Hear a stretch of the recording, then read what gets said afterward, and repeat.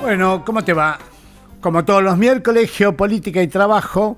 Hoy tenemos un programa en particular que vamos a tratar un tema que se llama eurocentrismo, una palabra media rara que a Daniel, que está como siempre atrás de los controles, le costó pronunciar. Y siempre también la tenemos a Alejandra Piaggi ahí controlando todo, desde atrás también de los controles. Hoy Rubén Cortina no está volando por algún lugar del planeta, no sabemos por encima bien de qué océano, pero bueno, está volviendo a casa, así que lo vamos a tener el miércoles que viene, vamos a estar juntos y vamos a tratar un nuevo tema juntos. Y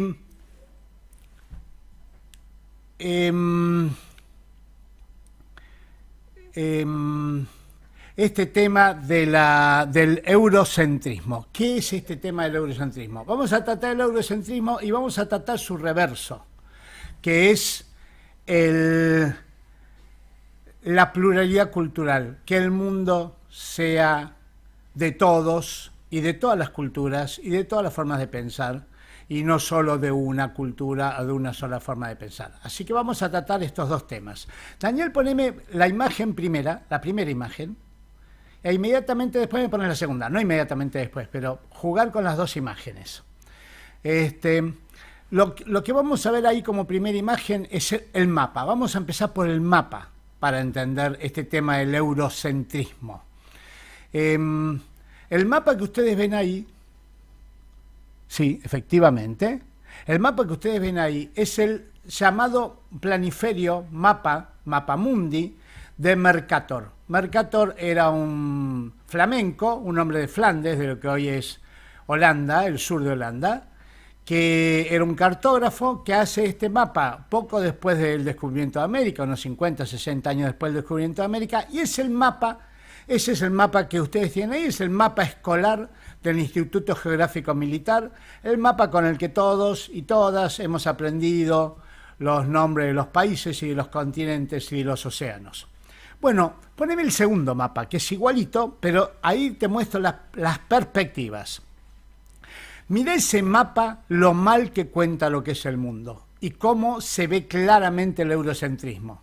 Fíjate arriba de todo Groenlandia. Fíjate Groenlandia arriba de todo. Groenlandia, según ese mapa, es más grande que África, un poquito más grande que África, o tan grande como África. Sin embargo, Groenlandia es apenas un tercio de África, un tercio. Y te lo muestran como si fuera tan grande como Sudáfrica. Fíjate el tamaño de Europa aproximadamente. Europa es casi tan grande, según el mapa, como Sudamérica. Sin embargo, Europa tiene unos 4.800 kilómetros y Sudamérica tiene 7.000 kilómetros de punta a punta. Entonces, fíjate cómo deforma totalmente la realidad. Además, obviamente, pone Europa en el centro del mapa. Europa, en realidad, cuando se hacen estos mapas, estaba a un costado, porque América se desconocía y el mapa mundi de la época era de Europa a China. Europa está a un costado y acá ponen en el centro, Europa cambian. Y otra cosa muy impresionante, el centro del mapa no es el Ecuador. El centro del mapa está a la altura de la Florida, más o menos. Muy al norte del Ecuador, unos 2.000 o 3.000 kilómetros al norte del Ecuador. ¿Esto qué quiere decir? Que vos te da la sensación de que el hemisferio norte es mucho más grande que el hemisferio sur. Cuando son iguales, exactamente iguales, porque el Ecuador, como todos sabemos, divide el mundo a la mitad. Entonces, según este mapa, países Canadá, por ejemplo, es 3 veces más grande de lo que realmente es, según el mapa. Alaska es 8 veces más grande de lo que realmente es. Estados Unidos es casi un 20% más grande. Lo mismo le pasa a España, lo mismo le pasa a Inglaterra, Alemania, Francia. Los países nórdicos son casi el doble de grandes de lo que son. Rusia es como 8 veces más grande de lo que realmente es. Es decir, te cambia totalmente la visión que vos tenés del mundo. Y esto no es casualidad. Y nosotros podemos exculpar de algún modo a Mercator, que fue el primero que hizo un mapamundi y por lo tanto tiene su mérito, porque en aquella época no había mapas de todo el mundo, pero no podemos pensar que el que se haya seguido usando durante 5 siglos ese mapa que deforma completamente la realidad y hace parecer como que Europa está en el centro del mundo y es más grande de lo que es y achica a los países del sur, que eran los países que eran colonias, no podemos decir que eso sea una casualidad. Eso no es una casualidad. Incluso estuve viendo que si bien Google ahora cambió en algunos aspectos, cuando vos lo ves el mundo bien de lejos, ya no usa más la proyección Mercator y usa una proyección esférica, pero cuando vos lo haces chiquitito, vuelve a usar la proyección Mercator, de tal manera que otra vez los países europeos y los países de América del Norte y los países y Rusia aparecen mucho más grandes y los países del sur aparecen mucho más chicos. Así que esto para empezar, el mapa que vos ves no es el mapa del mundo. Tengamos en cuenta eso. Los tamaños de lo que vos ves no son los tamaños del mundo. Europa es mucho más chiquitita de lo que se ve en el mapa y eso es uno de los elementos que cuando uno estudia geopolítica se da cuenta que no hay mucha racionalidad de que Europa haya conquistado el mundo. No hay mucha racionalidad para eso. No hay ningún elemento que permita decir, eran como China y la India juntos y entonces eran casi la mitad del mundo y obviamente gobernaban. Europa no tiene nada en particular. Era una zona marginal que estaba en el extremo oeste del mundo, muy cerca del Polo Norte, muy afectado por las temperaturas casi polares del Polo Norte que está muy cerca. Lo que tuvo Europa de raro fue que descubrió América. Descubrió, nosotros siempre usamos la palabra descubrió, porque es la palabra que es Europa, que descubrió América, pero Europa no fue descubierta tampoco por América, porque mucho antes de los europeos habían llegado a Europa gran cantidad de personas que vinieron desde Siberia y que seguro desde Siberia y probablemente también desde China y probablemente también desde las distintas islas, la isla de Pascua, por ejemplo, la isla de Pascua estaba habitada y si llegaron a la isla de Pascua que está en el medio del océano, he de pensar que en algún momento también las culturas que habitaban las islas del Pacífico también hayan podido llegar a América. Los vikingos se saben que también llegaron a América, es decir, no son los europeos los únicos, y probablemente los chinos. Hay un mapa muy extraño, muy debatido, de unos 50 años antes que llegara Colón a América, un mapa chino que incluye una península extraña al este de China, que es de pensar que puede haber sido algún navío chino que llegó y que incluso hicieron el mapa. Así que Europa no descubrió América, pero lo que sí hizo Europa fue quedarse con América. De hecho, todos los países de América tienen como lengua lenguas europeas. El único país que comparte su lengua con una lengua no europea es Paraguay. Ahora Bolivia también comparte su lengua con una lengua que no es europea, pero no se habla tanto en Bolivia idiomas indígenas. En Paraguay sí, todo el mundo habla guaraní, así que es el único lugar donde ha resistido, diríamos, una lengua europea. Europa entonces se quedó con América. Y eso es lo distinto, eso fue lo distinto. Lo distinto no es el capitalismo, ni es la revolución industrial. Eso son consecuencias de un hecho mucho más impactante geopolíticamente, que es haber llegado a América y colonizado América, conquistado América. No nos olvidemos que uno de los héroes principales de la cultura española son los conquistadores, que se llaman conquistadores porque conquistaron América. Hernán Cortés, el conquistador Pizarro, todos fueron conquistadores que vinieron y conquistaron. Eso hizo la diferencia. Un lugar muy chiquito y marginal, con muy pocas materias primas, con muy poca riqueza natural, de pronto se choca casualmente con un continente absolutamente gigantesco, un tercio del mundo, y se lo queda entero.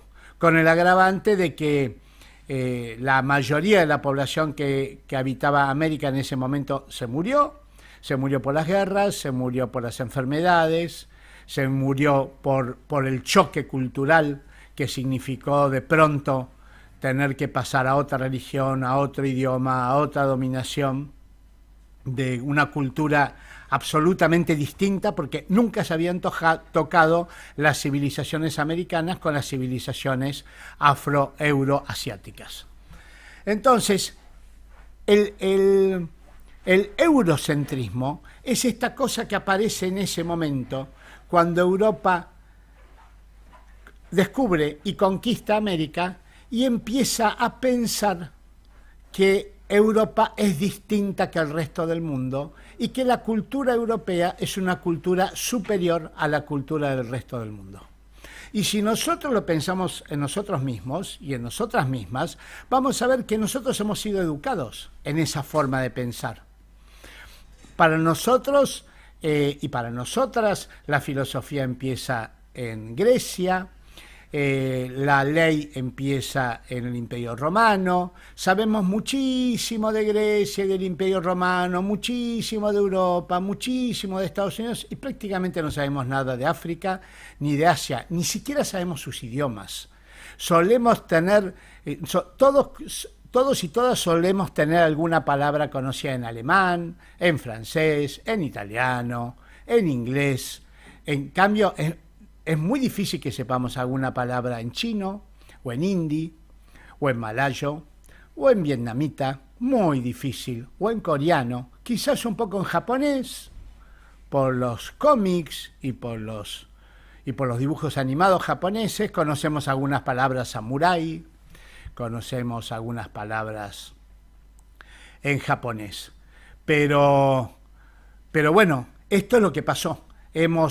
Una parte muy chiquitita del mundo, como es Europa, con muy poca población. Europa tiene alrededor del 6 o 7% de la población mundial. Así que pensemos que si Europa es el 6 o 7% de la población mundial y digamos que Estados Unidos sea un apéndice de Europa, que no lo es, ahora lo vamos a hablar, pero Estados Unidos tiene otro 3%, es el 10% de la población mundial. El 90% vive fuera de Europa y Estados Unidos. El mundo está afuera de Europa y de Estados Unidos.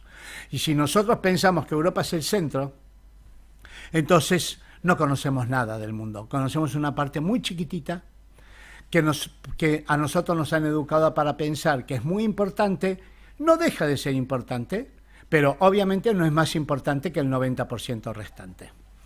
Así que ahí empieza el eurocentrismo, en la dominación, en la necesidad de ser superior. El eurocentrismo en realidad es una forma de racismo, no se distingue, es una manifestación del racismo. Como somos superiores, como nosotros somos blancos, la blancura, ahí tengo, fíjate Daniel, en algún lado por ahí tengo una foto de Cleopatra y una foto de Jesús, fotos, imágenes. Cleopatra era egipcia y ahí la vemos a Liz Taylor, la famosa actriz norteamericana, una famosa actriz norteamericana blanca como la nieve, con ojos violeta, los famosos ojos violeta de Liz Taylor, haciendo de Cleopatra que era una egipcia. Una egipcia. Cleopatra seguramente era más parecida a esta segunda Cleopatra que hizo el cine inglés hace no mucho tiempo. Seguramente era mucho más parecida a esa actriz. Pero a nosotros nos pareció totalmente natural que una persona ultra blanca de ojos celestes sea Cleopatra. Sería tan raro como decir que Cassius Clay fuera blanco. Imagínate una película en donde, no sé, Robert Redford hace de Cassius Clay o de Mohamed Ali. Sería una cosa totalmente chocante, sería inaceptable. O una persona una persona negra que hace de Messi. Sería absolutamente... ¿Cómo Messi era negro? Sin embargo, prácticamente pasó desapercibido que una chica absolutamente blanca de ojos violetas hiciera de Cleopatra, que no tenía nada que ver. Eso es eurocentrismo. Poné la otra, la de Jesús. Jesús tenía los ojos azules y era rubio. Era un palestino. Hoy Palestina está de moda por la masacre que está habiendo en Gaza. Bueno, busquemos ahí entre esos palestinos que están ahí en Gaza, si hay alguna persona parecida a este Jesús. Es uno de los Jesuses más conocidos, el Jesús de ojos azules, que empezó a aparecer hace un siglo o 2 siglos. Si ustedes ven las viejas imágenes de Jesús del Vaticano o de las iglesias muy antiguas, Jesús no aparece ni rubio ni de ojos celestes. Pero bueno, el eurocentrismo fue haciendo que una persona que era un palestino fuera rubio lacio de ojos celestes. Eso es eurocentrismo. Y de esto tenemos infinidad de casos de cómo nuestra mente les parece normal, natural, que una persona que no era blanca de ojos celestes pueda ser representada por un actor blanco de ojos celestes. Rarísimo.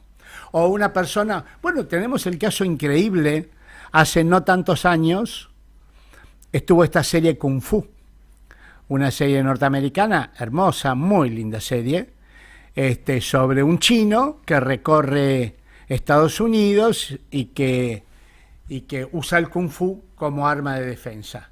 Bueno, cuando llegó el momento de contratar al actor que hiciera de Kung Fu, del chino, estaba, ya en esa época, estaba Bruce Lee como uno de los grandes actores chinos. Bruce Lee, nacido en Hong Kong, chino, de madre y padre chinos, pero no lo contrataron a Bruce Lee. Lo llamaron, le tomaron una prueba y no lo contrataron a Bruce Lee y lo contrataron a un norteamericano. David Carradine, le pusieron unas cositas acá en los ojos así para que pareciera un poco chinito. ¿Y por qué? Porque Bruce Lee era demasiado chino para representar a un personaje chino. Eso es eurocentrismo. No tolerar en pantalla, no tolerar la imagen, no ver que pueden ser bellas personas que no son blancas y rubias y blancas. Escuchaba el otro día un noticiero que criticaban a otro noticiero por haber tratado a un peronista como si fuera rubio de ojos celestes. Te juro lo que te estoy diciendo. Muy importante el periodista, muy importante, que criticaba a su colega porque había tratado a un alto dirigente peronista como si fuera rubio de ojos celestes. Te aclaro que el dirigente en cuestión no es rubio de ojos celestes, pero es de origen judío, así que tiene una tipología más bien blanca, eskenazi europea. Pero bueno, otra vez lo mismo, es decir, los dirigentes que tienen que defender el status quo son blancos de ojos celestes. ¿Se acuerdan que Menem, que era un negrito cualquiera que venía del norte, de pronto, cuando empezó a defender las mismas causas que las grandes empresas y que Estados Unidos, se transformó en rubio de ojos celestes? Algunos lo recordarán, otros no, pero literalmente, Susana Jiménez, Mirta Legrand lo presentaban en sus mesas como, haciendo un poco de broma, como que ahora era rubio de ojos celestes. ¿Por qué? Porque defendía las causas de las personas ricas. Todo esto es eurocentrismo. Todo esto es racismo liso y llano, que tiende a asociar lo que es europeo con lo que está bien y lo que no es europeo con lo que está mal, con lo que es feo. Feos, sucios y malos. Había una película italiana extraordinaria de los años 70 que decía eso. Los obreros siempre son feos, sucios y malos. Los empleadores y los ricos siempre son lindos y tienen hijos y hijas rubias y de ojos celestes. Y eso es el eurocentrismo. Estamos empezando nomás con el eurocentrismo, porque si fuera solo una cuestión estética, usada para moldear las cabezas de las personas del mundo para que tiendan a reconocer superioridad en quienes son europeos o descendientes de europeos, si fuera solo eso, bueno, sería solo una cuestión estética. No es del todo bueno pensar que solo es bello aquello que tiene la forma física de una persona europea y no es bello aquello que tiene la forma física de una persona que es judía o árabe o china o latinoamericana. No está bien y conspira contra uno mismo y contra uno misma. Pero si fuera solamente eso, bueno, sería una cuestión de estética y sería una cuestión de reeducación estética, en todo caso. Del mismo modo que aprendemos a oír músicas nuevas, música electrónica, música rock, y aprendemos porque el oído por ahí de mi papá o de mi abuelo no estaba entrenado para oír esas músicas con raros peinados nuevos, decía Cerati. Del mismo modo que se reeduca el gusto, se puede reeducar también el gusto estéticamente para disfrutar de estéticas africanas, de estéticas asiáticas, de estéticas latinoamericanas, negras, chinas, judías, árabes, armenias y de la etnia que fuere. El problema es que el eurocentrismo no se detiene en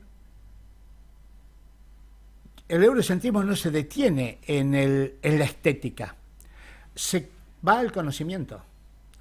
Todas las ciencias sociales fueron creadas y desarrolladas alrededor de Europa. Todas sus conclusiones, todas sus leyes, la ciencia social misma está pensada como una ciencia europea. Entonces, cuando nosotros estudiamos antropología, o cuando estudiamos ciencia política, o cuando estudiamos sociología, en realidad estudiamos realidades europeas. Y nos cuesta muchísimo estudiar nuestras propias realidades no europeas porque los patrones y los esquemas de conocimiento son europeos. No lo digo yo esto, esto es, hoy es Museo de Ciencias Naturales y van a ver que en los museos de Ciencias Naturales están las culturas que no son europeas. Las culturas no europeas van a los museos de Ciencias Naturales, las momias, los huacos, las pirámides, todo eso va a los museos de ciencias naturales o a los museos antropológicos. A los museos de historia van las culturas europeas.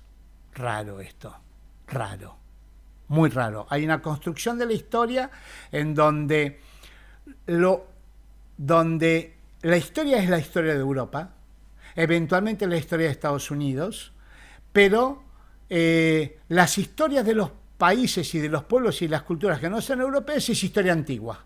Los chinos es la antigüedad. Los egipcios, Egipto sigue existiendo, es la antigüedad. Los persas, Irán, es la antigüedad. Los indios, la antigüedad. Los japoneses, la antigüedad. Los coreanos, la antigüedad. Es historia antigua. Antes existían las culturas no europeas y ahora existen las culturas europeas. Muy impresionante. Esto no es una creación antojadiza, eso lo creó Hegel, literalmente. Hegel escribe esa historia de antigüedad, Edad Media y modernidad, y todos la repetimos como monitos, sin darnos cuenta de esta cosa totalmente ilógica, como que un 10% de la humanidad es la única historia que tiene la humanidad. Y todo lo demás es viejo. Nunca existió la Edad Media fuera de Europa.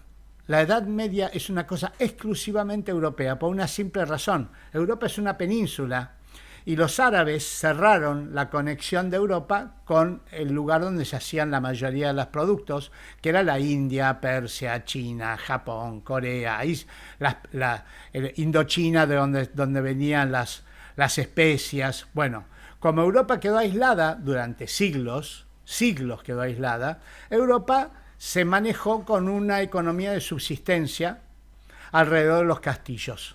Se plantaba y se hacía el pan y se hacía la manteca y se hacía el dulce y se hacía la ropa, todo en forma muy rudimentaria porque no había prácticamente comercio. Entonces, a esos años se les llamó Edad Media o feudalismo. Solamente existió en Europa. Ya digo, Argentina nunca tuvo feudalismo. Argentina lo que tuvo fue colonia o culturas precolombinas. Nunca tuvo feudalismo. Nosotros nunca estuvimos desconectados del mundo. Ni cortados nuestro acceso a la China ni a la India. Simplemente América no estaba conectado con la China y con la India. Tampoco la modernidad es una cosa absoluta. Esta idea de que la modernidad es una cosa europea también es falso. Es decir, hay todo un recorte de nuestra forma de pensar, ¿no? Nosotros decimos, es muy moderno, ¿sí? Eso es una música muy moderna. Todo eso son conceptos muy sesgados, que no es que son inválidos, pero son válidos solamente en una partecita. El problema del eurocentrismo no es el conocimiento en sí mismo, sino universalizarlo, la idea de universal. La idea de que si lo dijeron los europeos, entonces es válido en todo el universo, en todo el mundo. Es universal. Esa idea muy de la cultura europea de que lo que ellos dicen es válido en todo el mundo y lo que dicen los latinoamericanos o lo que dicen los chinos o los rusos o los persas o los sudafricanos solo es válido en la cultura de la que surge, pero no es válido afuera. Entonces, otra cosa que dice, interesante, que dice Dussel en su charla, es que es extraño, dice, es extraño pensar que puede haber una filosofía fuera de Europa. Nuevamente estamos en lo mismo. Cuando uno piensa en filósofos, piensa en Aristóteles, en Platón, en Kant, en Schopenhauer, piensa en filósofos europeos. Muy raramente algún filósofo no europeo, pero el filósofo europeo está toda la historia de la filosofía y estudias Marx y estudias filósofos europeos, porque son los que pensaron en el mundo, como si no hubiera gente que pensara en el mundo fuera de Europa. Es casi imposible. Como si no hubiera gente en Argentina que pensara, o gente en México que pensara, o en China que pensara, o en Japón que pensara. Ahora vuelvo a decir, ahora los pueblos del mundo están recuperando sus pensadores y están descubriendo a Confucio y están descubriendo a las formas de pensamiento que hay fuera de, por ejemplo, lo que decía recién Dussel, que la filosofía de la liberación, nuevamente lo que transmitía de antemano. La experiencia filosófica del tercer mundo es la experiencia de liberación, de libertarse de, no solo de libertad, de libertarse de un dominio que dominó el mundo durante 5 siglos y que es el momento que estamos viviendo hoy en el mundo. Por eso nos parece importante, siempre a Rubén y a mí nos parece muy importante hablar de este tema de eurocentrismo, porque en este momento ser eurocéntrico es condenarse a no poder gobernar lo que está viniendo. Y esto es muy importante para la Argentina, para Brasil, porque acá de lo que se trata es de poder transcurrir estos años que están viniendo y no transcurrirlos con un conocimiento que no funciona. A nosotros no nos sirve el conocimiento europeo, no porque sea inútil, no es que no haya que leer, sino porque es muy parcial, es muy chiquitito. Entonces, nosotros tenemos que manejar un auto y el manual europeo lo único que nos permite es prender las luces dentro del auto. Es importante prender las luces o cambiar las bujías. Ahora no hay más bujías, ¿no? Creo. O cambiar las bujías. Nos permite poquitas cosas que son necesarias, sí, claro que son necesarias, pero para tener gobiernos exitosos y poder caminar hacia el futuro en este momento tan complejo del mundo, se necesita un conocimiento total de la realidad. Y ese conocimiento total no te lo puede dar una idea parcial, no te la puede dar. Tenés que estudiar la cultura argentina, la cultura latinoamericana, la cultura sudafricana, la cultura china. Obviamente no encerrándose, obvio, creo que está de más decirlo esto, no encerrándose, no tirando a la basura a Kant, ni tirando a la basura a Aristóteles, ni tirando a la basura a nadie, sino completando ese 10% de conocimiento con el que se ha manejado el mundo en los últimos 5 siglos con el 90% restante. Necesitamos todo el conocimiento para manejar el mundo hoy. Uno de los problemas que tiene esta mala conducción mundial que ha hecho Estados Unidos del mundo es que Estados Unidos no conoce el mundo. ¿Cómo podés conducir lo que no conocés? Y no lo conocen no porque son brutos, a veces se dice que son brutos, no es que son brutos, estudian solo realidades muy circunscriptas a Estados Unidos y a Europa. Y hagamos una declaración sobre Estados Unidos, una aclaración sobre Estados Unidos que quería mencionar antes. Estados Unidos es eurocéntrico en la parte blanca, pero la parte negra de Estados Unidos y la parte latina de Estados Unidos y una gran parte asiática de Estados Unidos, de inmigrantes, de antiguos inmigrantes, no tiene nada de occidental, ¿eh?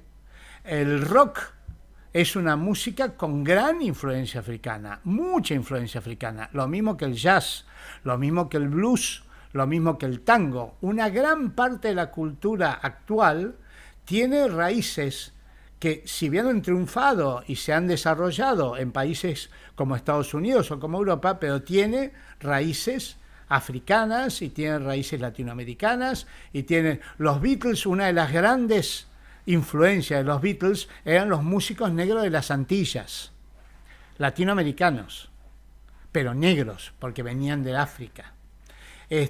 Son ellos los que le enseñaron los Beatles. John y Paul iban todas las noches a un bar que todavía está en Liverpool, que se llama Jacarandá, un bar negro, a escuchar cómo los negros caribeños hacían la séptima y le enseñaban a estos dos pibes que recién empezaban a aprender música cómo se hacía la séptima, que es una de las formas de acordes que van a usar los Beatles, que lo van a hacer famosos y que van a cambiar todo el sonido mundial.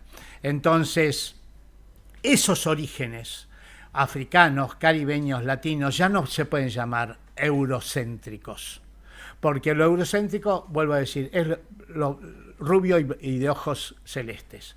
Eso es lo eurocéntrico. ¿Está mal? No, no está mal, pero es una pequeña parte de la realidad. Entonces, ¿qué está pasando con este tema del eurocentrismo? Hay una comisión que se llama Comisión de Seguridad de Múnich, que se reúne anualmente y reúne a los principales líderes de Occidente para analizar la seguridad de Occidente. Y en uno de sus últimos congresos, una de sus últimas reuniones, plantearon que la principal amenaza para Occidente es la desoccidentalidad. Esta palabra tan rara que no existe en español y tampoco existe en inglés, porque en inglés la inventaron ellos y se llama Westlessness. Westlessness. No hay traducción para esa palabra. La traducción más cercana que se me ocurre a mí es desoccidentalidad. Bueno, de lo que está hablando es lo que estamos hablando, que el mayor riesgo que ve Occidente en lo que está pasando hoy en el mundo es que la cultura occidental deja de ser la cultura universal del mundo y que cada vez nuevas culturas latinoamericanas, culturas argentinas, culturas asiáticas, culturas africanas, empiezan a tomar relevancia y empiezan a decir que pueden hablar en materia de sociología, en materia de política, en materia de música, en materia de literatura. Nuestro Jorge Luis Borges, tan eurocéntrico como era eurocéntrico pero no tonto, porque Jorge Luis Borges dio una batalla fenomenal para decir que el idioma español de la Argentina era tan válido como el idioma español de España. Una gran batalla. La Real Academia Española no le quería reconocer a Jorge Luis Borges su estatus de escritor en español porque escribía un mal español, como era el español rioplatense, que es el que se habla en Buenos Aires, en Uruguay, en Rosario y zonas aledañas. Bueno, todo eso es eurocentrismo. Y todo eso ha avanzado y hoy hay una realidad mundial que también viene de la mano con la independencia y también viene de la mano con la emergencia económica de muchos países del tercer mundo que están diciendo nuestro pensamiento también vale. Y yo voy a estudiar mi país y no voy a aceptar tanto las recetas de estos funcionarios de organismos internacionales que estudiaron en universidades europeas o en universidades norteamericanas y que saben muy poco de mi país y no lo entienden. Y cada vez que vienen meten la pata y nosotros... Pucha, si Argentina no tiene experiencia de que vengan estos funcionarios internacionales que saben tanto, metan la pata y después arruinan el país por 10 años, 15 años, como pasó en el 2001, como pasó en el 2017 y parece que está pasando ahora. Porque no me digas que el Fondo Monetario Internacional no sabía nada de este desastre que está habiendo en la economía argentina ahora.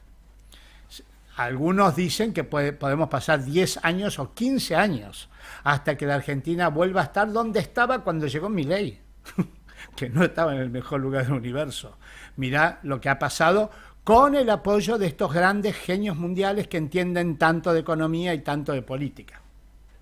Ok, entonces acá de lo que se trata es de algo que decía un pensador peruano, Mariátegui, un gran pensador peruano, que descubrió que había que pensar con cabeza peruana, decía él, o pensar con cabeza propia, como dicen algunos, pensar con nuestra cabeza.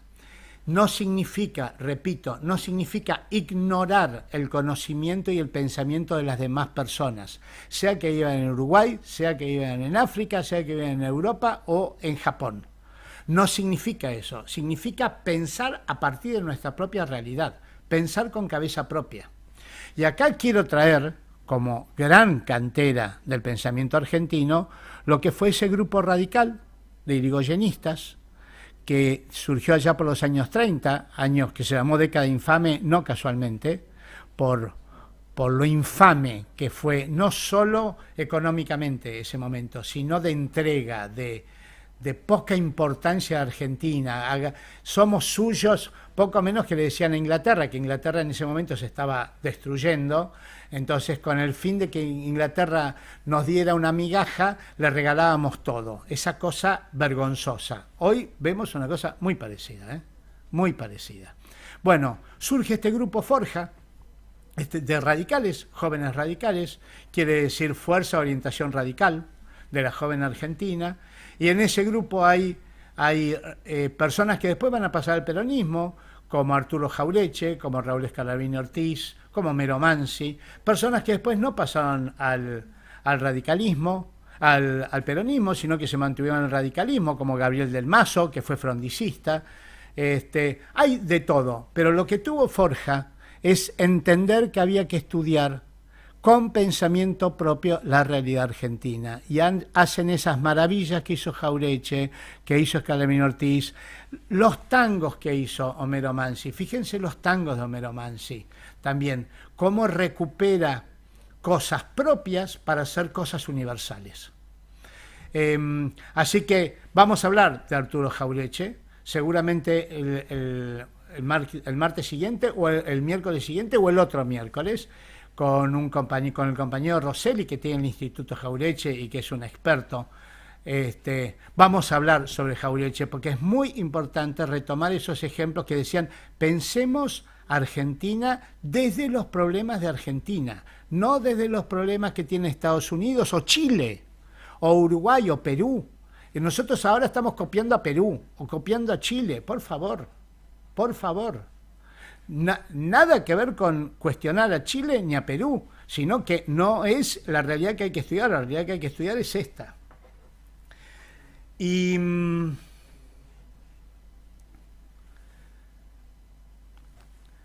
entonces, si de lo que acá se está tratando, si lo que está pasando en el mundo es que terminó esta etapa de la humanidad en donde lo europeo cubrió el mundo, y cubrió el mundo con una gran ignorancia, como vimos en el mapa, con una gran deformación, una realidad totalmente deformada. Si lo que hemos tenido en los últimos siglos es una realidad deformada, nuevamente reitero, realidad deformada no quiere decir que Kant no fuera un genio, que Beethoven no fuera un genio, o que Aristóteles no fuera un genio, o Santo Tomás. Significa que eso no es la totalidad del mundo, eso significa. Y lo que hemos tenido en estos últimos siglos es que hemos manejado el conocimiento mundial con solo un 10% del conocimiento del mundo. Lo que hoy necesita el mundo, y por lo tanto la Argentina, y por lo tanto el próximo gobierno que vaya a tener la Argentina, después del fracaso estrepitoso que ha tenido esta aventura que estamos teniendo ahora, de que cualquiera opina cualquier cosa y yo dirijo la selección y la saco campeona, pero ¿usted alguna vez dirigió la selección? No, nunca, pero yo la saco campeona. Bueno, necesitamos pluralidad, múltiples voces, múltiples caminos, múltiples formas de ver la realidad para un solo mundo. Así que nos vemos con Rubén Cortina seguramente miércoles que viene. Gracias Daniel, gracias Alejandra. Nos vemos en la próxima.